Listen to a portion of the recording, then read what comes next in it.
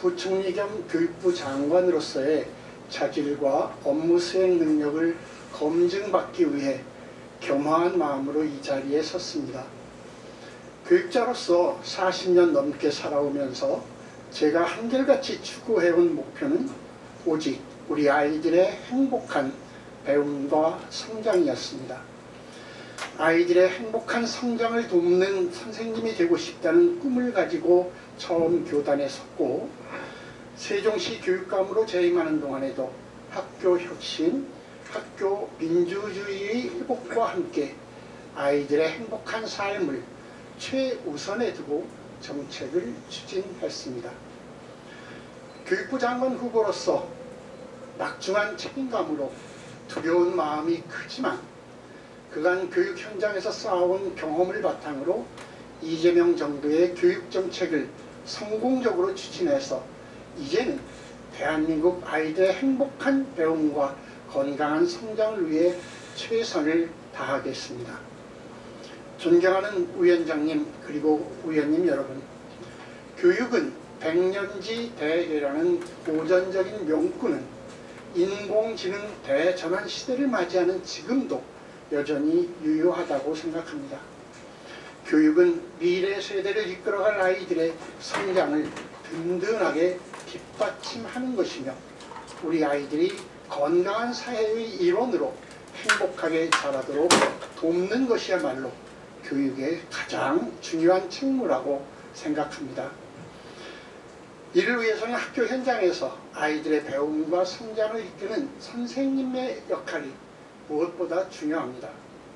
그러나 최근 교권 침해로 인해 선생님들이 교육 활동에 많은 어려움을 겪고 있습니다. 열악한 근무 여건과 학생 지도의 어려움으로 인해 교단을 떠나는 선생님들도 늘고 있습니다. 저는 공교육 회복을 위해 선생님들을 지키고 보호하는 것을 최우선의 정책 과제로 추진하고자 합니다.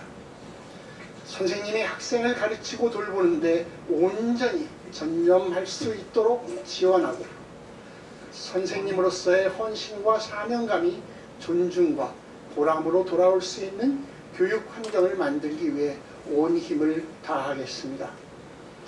아울러 교사를 통해서 우리 아이들은 경쟁을 넘어 서로를 존중하고 더불어 살아가는 법을 배워야 합니다.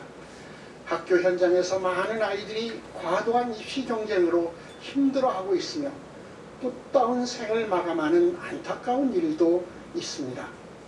하지만 교육에서 가장 중요한 가치는 경쟁에서 이기는 것이 아니라 건강한 공동체의 일원으로 함께 더불어 살아가는 법을 배우는 것입니다. 학생들이 치열한 경쟁에서 벗어나 서로를 존중하고 함께 어울려 살아가는 법을 배우는 학교를 만들기 위해 최선을 다하겠습니다. 정서 행동 위기 학생을 위한 지원 체계를 구축해서 학생들의 마음 건강도 세심하게 챙기겠습니다. 공교육에 대한 국가 책임도 강화하겠습니다. 모든 학생이 학습 과정에서 소외되지 않고 저마다의 속도로 배움을 즐길 수 있도록 기초학력 지원을 강화하겠습니다. 학부모님들의 돌봄과 교육비 부담을 덜어드리기 위해 유아부터 초등까지 양질의 돌봄과 교육을 지원하고 이를 위해 지역사회와도 힘을 모으겠습니다. 또한 우리 아이들이 인공지능 시대를 이끌어갈 미래 인재로 성장할 수 있도록 최선을 다하겠습니다. 인공지능 융복합 시대에 우리 아이들이 기술 변화를 뒤따라가는 것이 아니라 변화를 앞장서 주도하고 첨단 기술을 지혜롭게 활용할 수 있도록 디지털 문해력과 AI 기초 역량 강화를 지원하겠습니다.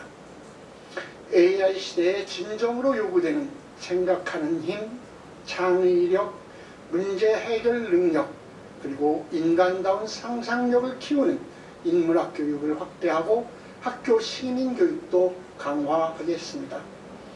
마지막으로 교육의 힘으로 지역 혁신을 이끌고 국가 균형 발전을 실현해 나가겠습니다. 저는 세종시의 교육감으로 근무하면서 국가 균형 발전에 대해 많은 고민을 해왔습니다.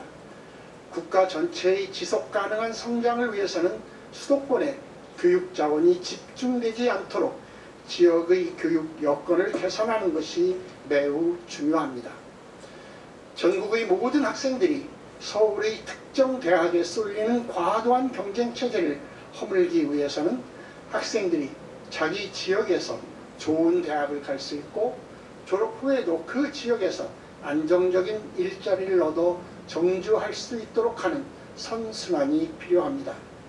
이를 위해 지방대학에도 서울대 수준의 전략적인 투자와 체계적인 육성을 추진하고 수도권 중심의 교육 불균형을 해소하겠습니다. 이와 같은 정책은 결코 혼자만의 힘으로 이룰 수 있는 일이 아닙니다. 작은 신행물이 모여 거대한 물길을 이루듯 교육 공동체는 물론 온 사회가 지혜를 모으고 함께 힘을 합해야만 가능한 일이라고 생각합니다. 이를 위해서 언제나 낮은 자세로 현장의 목소리를 경청하고 교육 공동체와 지속적으로 소통하겠습니다. 국가교육위원회, 시도교육청, 대학, 그리고 관계부처와 적극 협력해 나가겠습니다. 당연히 국민의 대표인 국회와도 긴밀히 협의하며 무엇보다 이 자리에 함께하신 의원님들께서 주시는 고견에 항상 깊이 귀 기울이겠습니다. 함께 치열하게 고민하고 그 고민 끝에 얻은 해답을 현실로 만들기 위해 최선을 다하겠습니다. 아무리 어렵고 힘든 상황 속에서도 학생들에게 즐거운 학교, 가고 싶은 학교를 만들어주는 것은 교육의 중요한 사명일 것입니다. 이를 위해 저는 국민주권정부의 교육정책이 성공적으로 추진될 수 있도록 최선을 다하겠습니다. 교육부 장관이야 사회부총리는 국민통합 또 교육의 일선에서 앞서져야 되지 않겠습니까? 그게 동의하시죠, 위원장? 네, 물론입니다. 자, 그런데 지난 18대 대선 직후 문재인 후보가 패배를 했어요. 그때 우리 후보자가 여전히 부끄러운 부산 이렇게 발언을 했어요.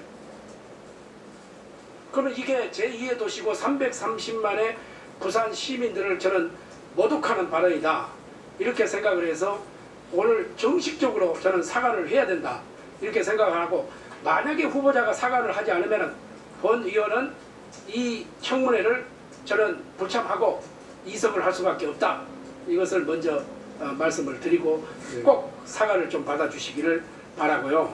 이제 지금 이거 사과를 받아주시죠.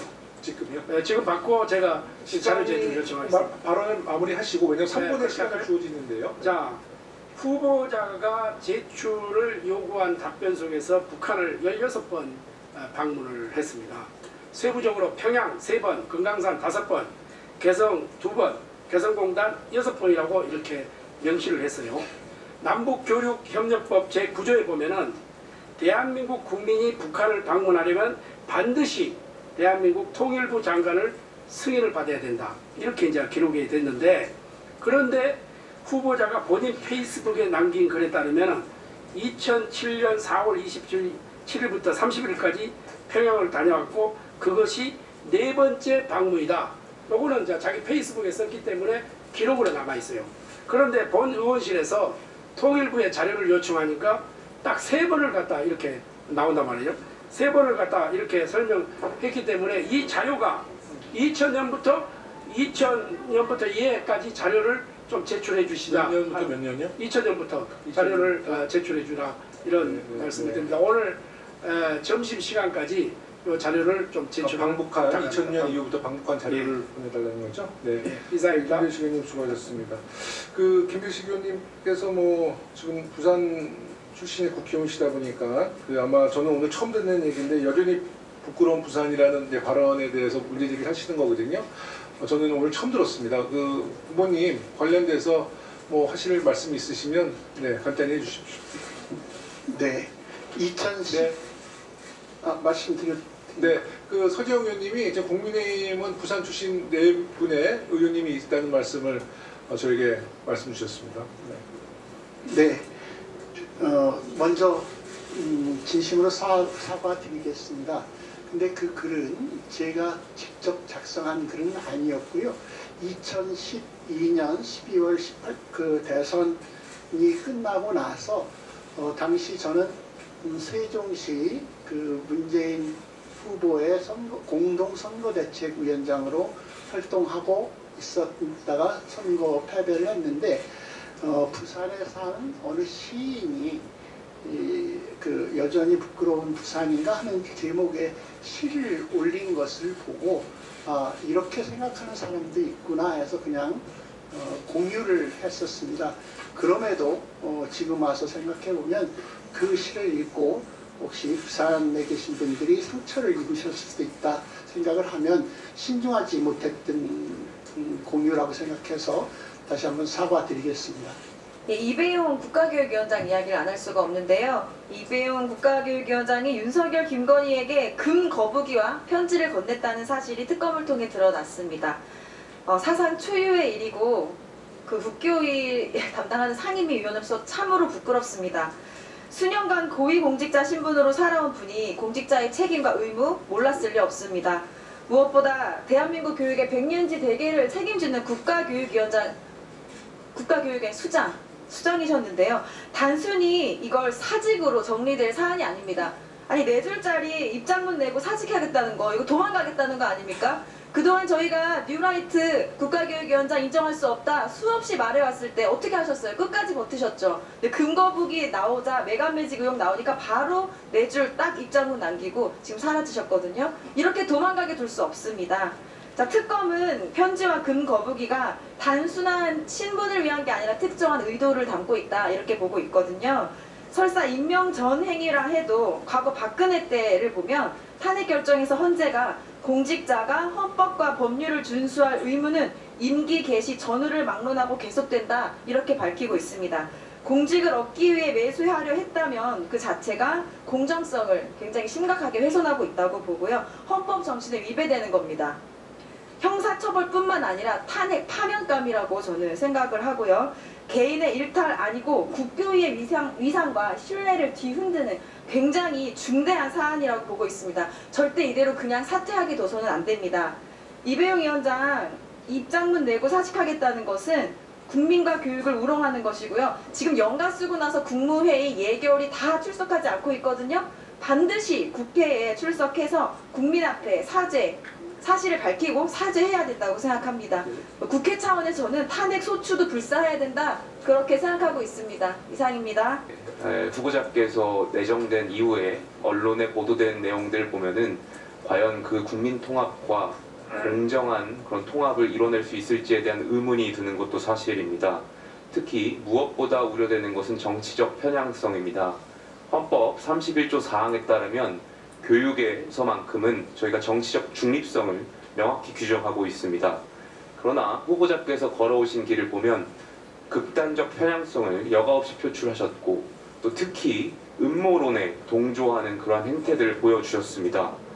가장 첫 번째 대표적인 사례가 북한의 천안함 폭침을 부정하는 음모론 전파에 앞장서신 겁니다. 후보자께서는 정부와 국제사회가 북한의 어뢰 공격으로 결론 내린 천안함 폭침 사건에 대해서 이를 정면으로 부정하는 주장을 SNS에 공유하거나 게시했습니다. PPT 화면을 봐주시겠습니까? 이스라엘 잠수함 충돌설을 주장해온 신상철 씨 관련 글을 공유하고 대표적인 천안함 음모론 영화인 천안함 프로젝트를 홍보하고 해당 영화 감독하고도 별도의 만남이 있었습니다. 또한 천안함이 북한의 공격이 아니라 좌초된 것일 뿐이라는 글에 동조하기도 하셨습니다. 후보자님, 천안함 폭침 사건에 대해서 후보자의 그때 생각과 지금의 생각 같습니까? 다릅니까? 천안함 피격 사건에 대해서는 당연히 그 국가에서 최종적으로 내린 공식적인 입장을 신뢰해야 하고 저도 신뢰하고 있고 또 그 사건으로 인해서 피해받은 분들은 희생자들은 존중받아야 된다. 그러니까 입장이 바뀌셨다는 말씀으로 이해하면 되겠습니까? 그러니까 그때 당시도 제가 늘 사회적인 쟁점에 관해서 서로 다른 의견이 나올 때는 그것을 그러니까 입장이 달라지신 겁니까? 그때 당시하고 그 정부와 국제사회의 네. 결과 보고서가 나왔지 않습니까? 그러니까 입장이 달라지신 겁니까? 그때 당시에도 제가 그 천안함 문제에 대해서 그 정부의 발표를 무시하는 입장이라기보다는 어떤 사실에 대해서 어떤 전문가라고 하시는 정부와 분과가 국제사회가 조사한 내용을 네. 신뢰하지 못한다는 말씀이신 겁니까? 그러면 계속해서 음모론을 전혀 동조하시는 거 그렇지는 아니십니까? 않습니다. 전혀 말씀을 달라지셨다는 것도 그때도, 아니고 네. 정부와 국제사회의 보고서가 나왔음에도 불구하고 또 다른 주장을 계속 해오셨다는 말로 이해가 되는데 그것이 음모론 아니겠습니까? 음모론에는 전혀 동의하지 않습니다. 입장이 안 달라지셨다는 겁니까? 그러면 그때 제 입장은 음모론이 아니었다는 말씀을 드리고 싶은 거고요. 그러니까 천안함 네. 관련해서 네, 북한의 어뢰 공격이 아니라 네. 이스라엘 잠수함 충돌설과 같은 글들을 공유하셨지 않습니까? 네, 그 입장 계속 유지하시는 거냐고요? 아닙니다. 왜 달라지시는 겁니까 그러면?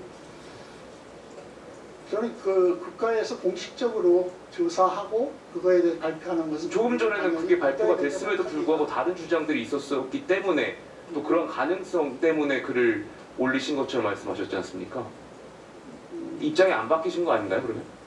아닙니다. 그러니까 지금 말이 계속 논리가 달라지셔가지고 조금 전에는 정부와 국제사회의 발표가 있었음에도 불구하고 또 다른 주장들이 있을 수 있기 때문에 그런 뉘앙스로 말씀하셨는데 조금 전에 또 정부와 국제사회의 발표가 있었기 때문에 또 따른다는 말씀인 거잖아요. 말이 왔다 갔다 앞뒤가 안 맞으신데 지금 정확한 입장이 무엇입니까? 저는 정부의 입장을 신뢰해야 한다고 생각합니다. 근데 그 당시에는 왜 그러면 신뢰하지 않으시고 다른 주장들을 꼭 하셨습니까? 신뢰하지 않아서라기보다는 문제 제기하는 의견이 혹시 함께 검토하거나 토론해볼 그럼 천안함 음모론과 광우병 파동 음모론, 사드 전자파 선동 이런 것들의 공통점이 무엇입니까?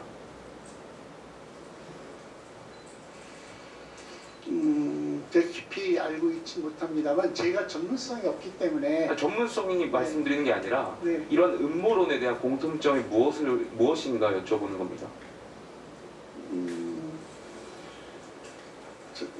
이런 음모론들의 공통점은 모두 확인되지 않은 근거를 가지고 지역적인 근거를 가지고 마치 상대 진영들이 거대한 기획을 하는 것처럼 국민을 허구적인 이야기로 선동하는 것이라고 생각합니다. 후보자께서는 당시에 천안함 음모론을 가지고 국민을 선동하신 거라고 생각합니다. 동의하십니까? 그렇진 않았는데 선동하거나 하진 않았습니다. 그게 선동이라고 생각되고요. 천안함 음모론, 당시에 국제사회와 정부가 북한의 공격이었다는 것을 발표한 보고서가 있음에도 불구하고 이 보고서를 신뢰하지 못하고 다른 주장을 한 것 자체가 저는 음모론에 선동하신 거라고 생각이 들고요. 지금 천안함 음모론과 관련해서 해당 46분의 용사들 그리고 한주호 준이 그리고 유가족분들 생존 장병들께 사과하실 생각 있으십니까? 네, 혹시 사과를 하실 때 왜 입장이 바뀌어지셨는지 그 이해를 하실 수 있게끔 설명을 좀 부탁드리겠습니다. 그때 당시에도 제가 천안함 사건에 대해서 전문적인 지식을 갖고 이건 아니다, 음모론이다 했던 건 아니고요. 근데 그렇게 이야기하시는 분의 의견이 일정하게 토론해 볼 가치는 있지 않을까 하는 차원에서 공유를 했었는데 저는 지금은 분명하게 국가에서 조사해서 발표한 결과를 존중해야 한다고 생각하고 그렇게 믿고 또 특히 그 사건으로 희생된 분들에 대해서는 존중받아야 된다고 이렇게 생각하고 있습니다. 그래서 혹시라도 그 일로 상처를 받으신 분이 계시다면 그건 제가 사과드려야 할 것으로 생각합니다. 사과드리겠습니다. 우리 최기준 후보자님, 그 교육계에 계신 지 한 40년 되셨죠? 네. 예, 우리나라 40년 그러면 역사를 바라볼 때 적동의 역사 아니었어요? 교육계 현장도 그런 현장이 대한민국 정치의 축소판이 또 교육계에도 영향을 많이 미치지 않았습니까? 네.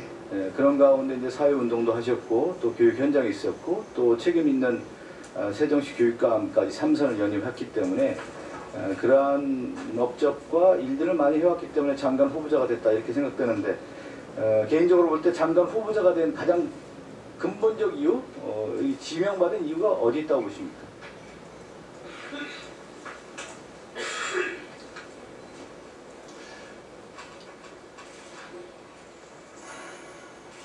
지난 그 40년 동안 일관되게 미래 세대의 주인공이어야 할 우리 아이들을 중심에 놓고 교육을 해왔고 특히 그 지역에서 교육감을 3차례 하면서 추진했던 다양한 교육 혁신의 정책이 이 현 새로운 정부의 철학과 일정하게 맞아서 맞는 부분이 있고 그래서 한 것이 아닐까 생각합니다. 네. 교육 정책이라고 하는 것은 이제 그 정부의 어떤 성공의 가늠자가 될 정도로 우리 국민 모두에게 큰 영향력이 있는 건데 교육 정책 볼 때 초등, 중등, 고등 교육에 관련된 부분이 있고 초중등 교육의 현장에서 그 목소리를 듣고 또 정책을 집행했던 분이기 때문에 가장 적임자다.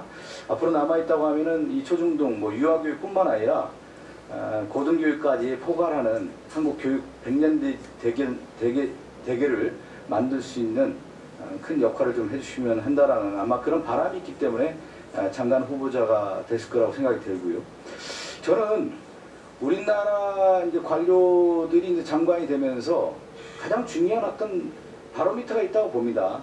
그게 뭐냐면 대한민국 역사에 대한 부분, 그리고 또 하나가 민주주의에 대한 것들에 대해서 정확한 인식이 있어야 학교 현장에서 대한민국의 역사, 5,000년 역사에서 자랑스러운 역사를 우리 교육부에서 그러한 역사관이 있어야 된다는 생각이 좀 들고요. 또 하나 이 민주주의와 관련된 민주주의 훼손, 무너지는 부정에 대한 역사에 대해서도 교육부 장관은 명확한 인식과 역사관이 있어야 된다고 봐요.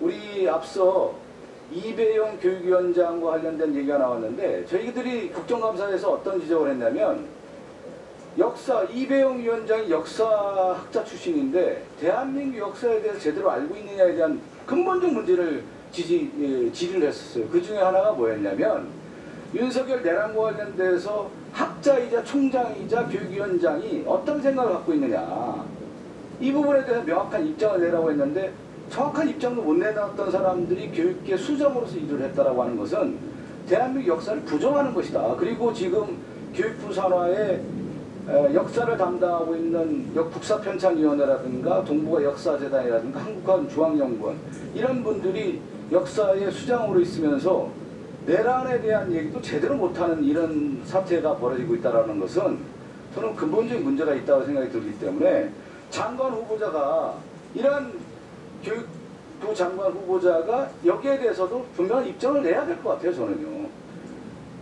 우리 모든 국민들이 바라보지 않았습니까? 12.3 내란과 관련된 부분에 대해서 우리나라 그 교육부 장관뿐만 아니라 당시에 있었던 교육부 수장들이 어떤 입장도 제대로 내놓지 못했다라고 하는 것은 역사의 오류는 남는 것이다. 여기에 대해서 어떻게 생각하세요? 우리나라에는 온 국민이 합의하고 지켜야 하는 헌법 정신이라는 게 있고 그 헌법 정신 속에서 교육도 이루어지는 것이고 그래서 그 당연히 이 헌법 정신에 기초한 역사관이 당연히 공직자는 가지고 있어야 될 것이라고 생각합니다. 그리고 우리는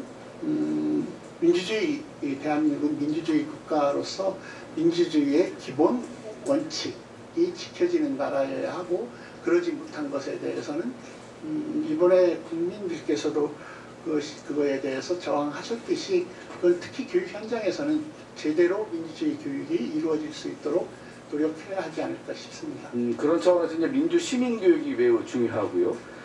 지난 과거 정권 윤석열 정권에서 극우 이념 교육을 하는 리박스쿠 같은 그런 사태가 나오지 않았습니까? 반드시 잘못된 부분을 좀 시정해야 되는 것이고, 저는 장관 후보자가 앞으로 어떤 새로운 일을 하는 것도 매우 중요하고 비전을 제시하는 것도 중요한데, 과거의 잘못된 부분에 대한 시정, 바로잡음, 이것도 매우 중요합니다. 윤석열 정권에 있었던 이 교육정책이 무너진 부분에 대해서 장관 후보자가 장관이 된다고 하면은 바로 잡아야 되는 겁니다. 대표적인 윤석열 정권의 교육정책 중에 잘못된 것이 있다고 하면 어떤 것을 들 수 있겠습니까? 저는 바로 잡아야 된다고 보거든요. 역사에 아까 얘기한 건 바로잡음이 있다면 윤석열 정권 3년 동안 무너진 교육에 대해서 장관 후보자가 장관이 지명되면 저는 6개월 안에 바로잡은 과정이 필요하다고 봅니다. 그거에 대한 확실한 관이 있어야 장관 후보자가 되는 거 아니겠어요? 네. 교육정책 중에 가장 잘못됐다고 하는 생각이 있다고 하면 어떤 것들을 들 수 있겠습니까? 정책 자체보다도 정책을 추진하는 과정 자체가 그 교육정책은 굉장히 섬세하게 합의 과정을 거쳐서 추진해야 하는 것인데, 몇 가지 매우 AI 교과서 문제라든가 의대 정원 확대라든가 이부 통합이라든가 매우 타당한 내용임에도 불구하고 추진 과정에서 국민적 합의 설득 이런 과정을 거치지 못한 몇 가지 잘못들이 있었다고 생각합니다. 지금 의원께서 주신 것처럼 잘못된 것은 최대한 살펴서 바로잡아서 제대로 진행할 수 있도록 해야 될 것이라고 봅니다. 네. 후보자님, 예, 제가 인사청문회 서면지를 했는데요. 뭘 했냐면 대한민국의 추적은 어디입니까? 이렇게 했는데 답을 뭘 하셨냐면 대한민국의 위협이 되는 존재는 적으로 간주할 수 있다 돼 있거든요. 그래 네. 답하셨어요. 네. 자, 여쭤보겠습니다. 북한은 우리의 추적입니까? 주적 개념이 부처마다 쓰는 게 다르다고 알고 있고요. 아니, 교육부 장관 정도 되면 그 정도 개념을 갖고 계셔야죠. 그러니까 부처마다 다르다는 말씀이 이거 말이 되는 거예요, 지금? 아니요, 사회부총리 교육부 장관 하실 분이 추적이 다른 부처에서 어떻게 규정한다는 게 중요한 게 아니라 본인의 생각을 말씀하셔야지. 네, 북한 정권 또는 북한군은 틀림없이 대한민국의 적이 될 수 있을 것입니다. 적이 될 수 있을 것이면 됩니까? 네, 적입니까? 대한민국이 적입니다. 그러나 북한 주민은 특히 교육부의 입장에서는 북한 주민은 우리의 화해와 협력 그리고 공동 번영으로 이후에 평화와 통일을 대상으로 봐야 되지 않을까 싶습니다. 예. 제가 이 우리 정성 법무부 장관 같은 경우도 추적이 북한이라고 생각한다고 명쾌히 말했을 때 상식이 살아있는 분들이 계시구나. 제 더불어민주당 의원이시지만 그렇게 생각했습니다. 왜 이걸 물었을까요?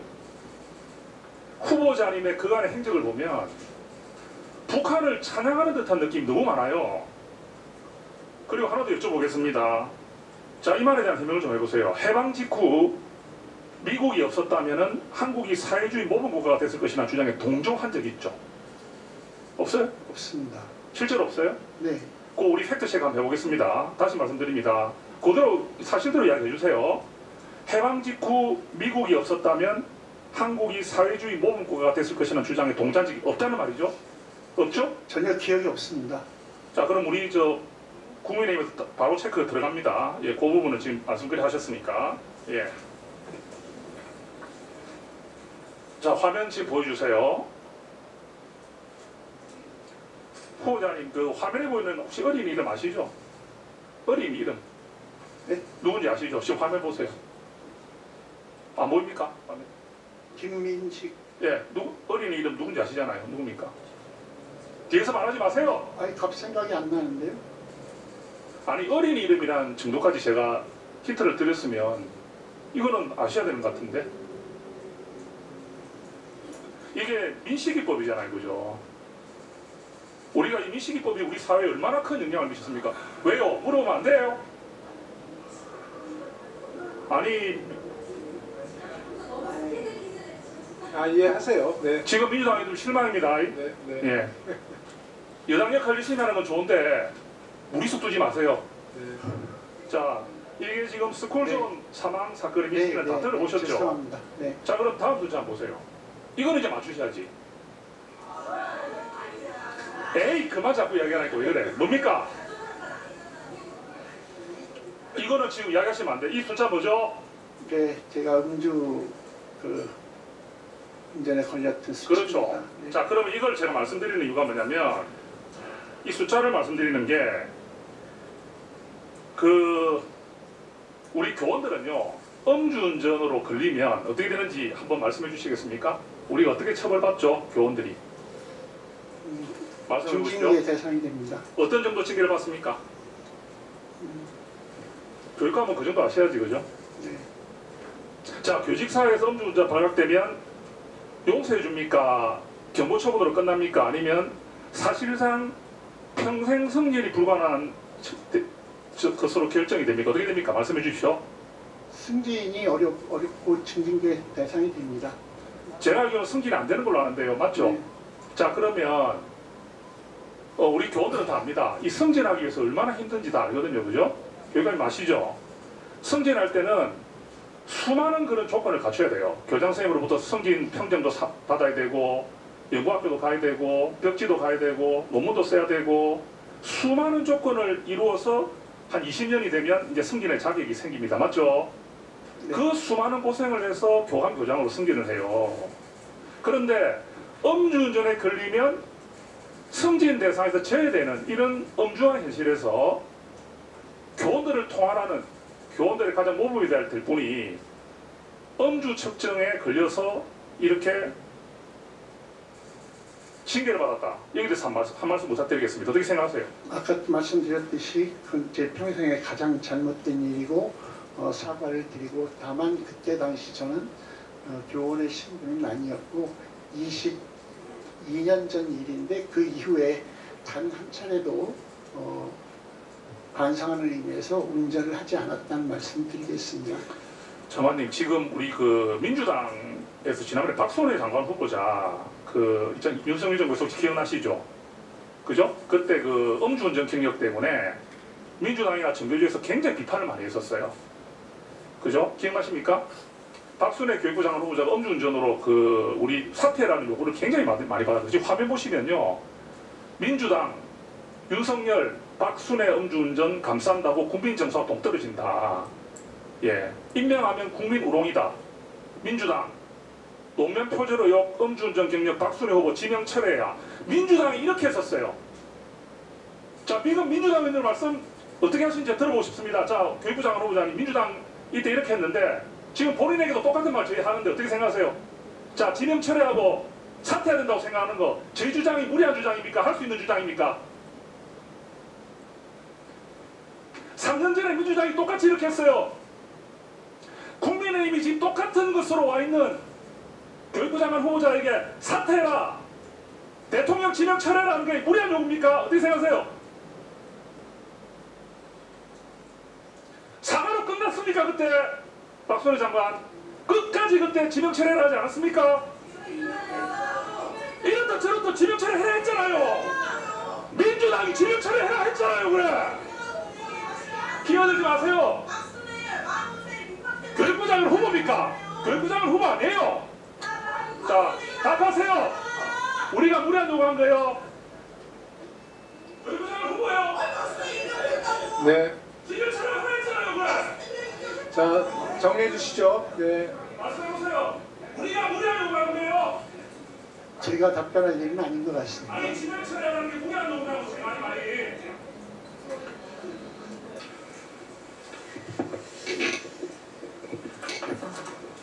네. 후보님?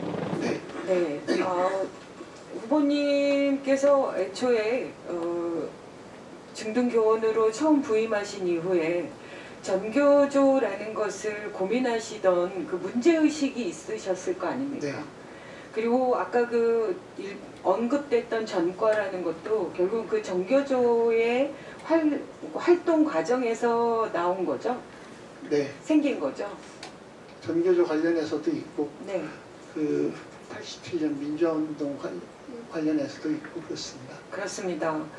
그리고 그 북한 방문 문제도 결국 민화협이라는 그 사단법인의 활동을 통해서 이루어진 일이죠. 네, 그렇습니다. 사실 대한민국이 지금 유일한 분단체, 전 세계의 유일한 분단 체제이고 우리에게는 늘 고민이 있지 않습니까? 평화 통일이라는 거 어떻게든 남과 북이 평화롭게 공존할 수 있는 방법에 대해서 끊임없이 논의하는 것이고 그 과정 속에서 교류법이라는 법을 통해서도 민간 교류가 합법화돼 있었던 거 아닙니까? 네, 그렇게 민간 교류가 활성화됐을 때는 그만큼 평화가 어느 정도 더 잘 유지됐었던 것도 있고 그렇습니다. 그리고 정교조 활동이라는 게 결국은 지금의 교육 환경에 여러 가지 문제점들이 그래도 많이 해소되고 민주화되도록 그렇게 긍정적인 영향을 미친 부분들이 있지 않습니까? 틀림없이 있다고 생각합니다. 그렇습니다. 그렇기 때문에 저는 이런 문제들에 대해서 조금 더 당당하게 얘기하셔야 된다고 생각하고요.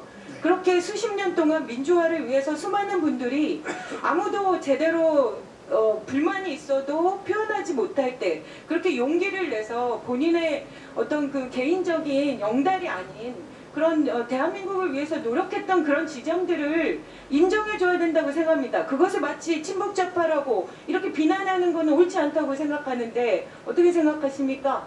고맙습니다. 그러면 지금 교원 단체들도 다 문제가 있는 거죠. 그러면 격변의 시대를 살아가는 이 과정 속에서 우리가 지금까지 다른 사람들이 어떤 역할을 했던 것들에 대해서 조금 더 냉정하고 객관적으로 평가하려고 하는 노력도 우리는 필요하다는 생각을 해봤습니다.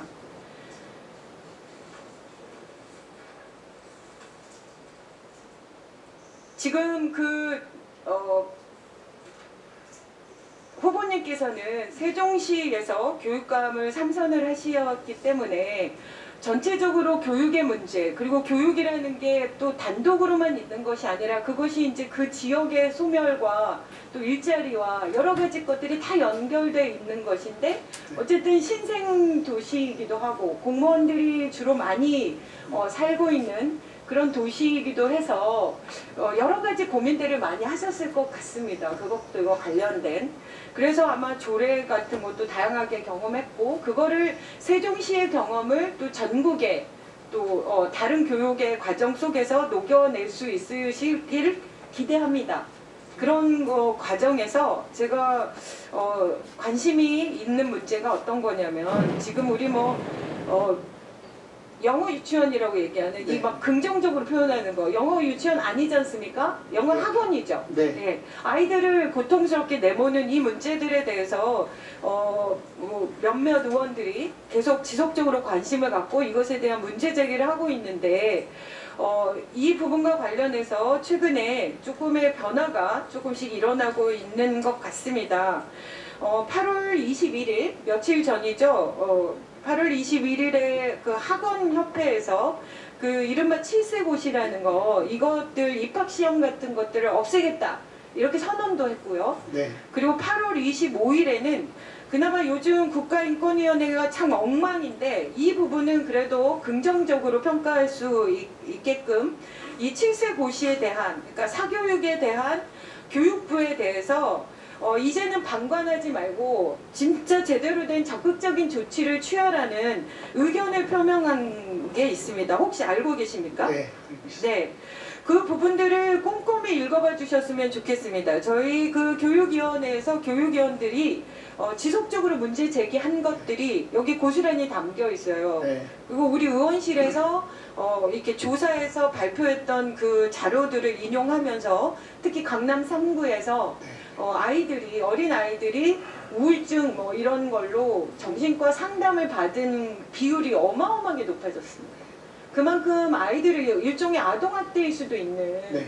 이제 그런 우려가 있는 거죠. 그래서 그런 부분들에 대해서 좀 고민하신 게 있으셨는지 그리고 어떻게 좀 이거를 이렇게 해보실 의향이 있으신지 좀 말씀해 주셨으면 좋겠어요. 네, 의원님께서 염려하시고 있는 것에 100번 공감하고 저희 세종교육은 처음 출범하면서 2014년에 유아들에 대한 영어 외국어 교육 자체가 아동학대일 수 있다고 판단을 해서 일체 국립단설 유치원에서 영어 수업 또는 방과후 하지도 못하게 했었습니다. 처음에 좀 반발도 있었지만 실제로 다 같이 안 하게 되니까 학부모님들이 굉장히 좋아하셨고, 그 대신 우리 아이들이 놀이 중심의 교육과정, 체험 중심의 교육과정으로 바뀌는 것에 의해서 아이들이 굉장히 건강해지고 그랬는데, 최근 들어서 다시 그 유아학원이 좀 다시 뜨고 있는 것을 전 심각하게 생각하고, 실제 국가교육과정 전체로 볼 때 초등학교 3학년부터 영어를 해도 충분히 국제적으로 따라갈 수 있다는 것이라서 저는 사회적 합의를 설득 과정은 필요하겠습니다만은 유아들에게 또 너무 조기에 우리말도 인식되기 전에 외국어를 가르치는 일은 좀 줄여나가야 되지 않을까 생각합니다. 네. 조금 더 적극적으로 조치를 취해 주시겠다고 말씀하신 걸로 알겠습니다.